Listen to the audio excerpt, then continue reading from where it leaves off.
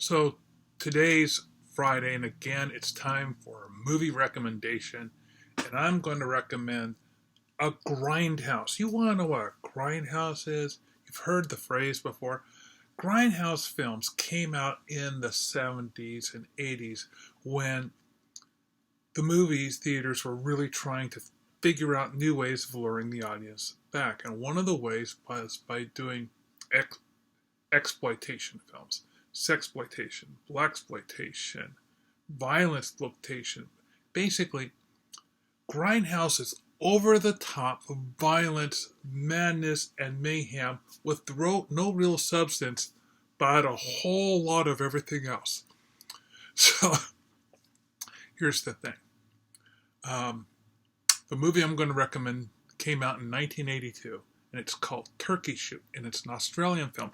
They got to understand this about Australia.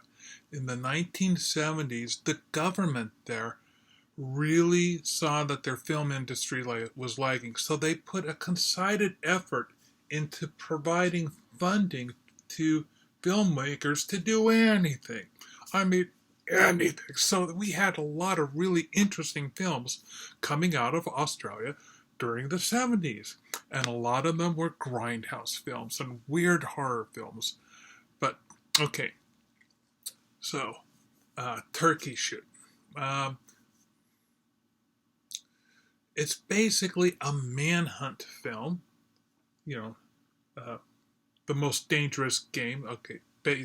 Something along that presence, but with, prison guards and little genetic research and a whole lot of bloody splatter, guns and violence and running through the jungle. Oh my God, it is so wonderfully over the top.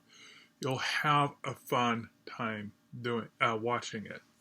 But it should be known the critics at the time reported that it was horribly offensive, and even now it is a bit much. They even advertise this film is not for the faint of heart, and it really isn't. So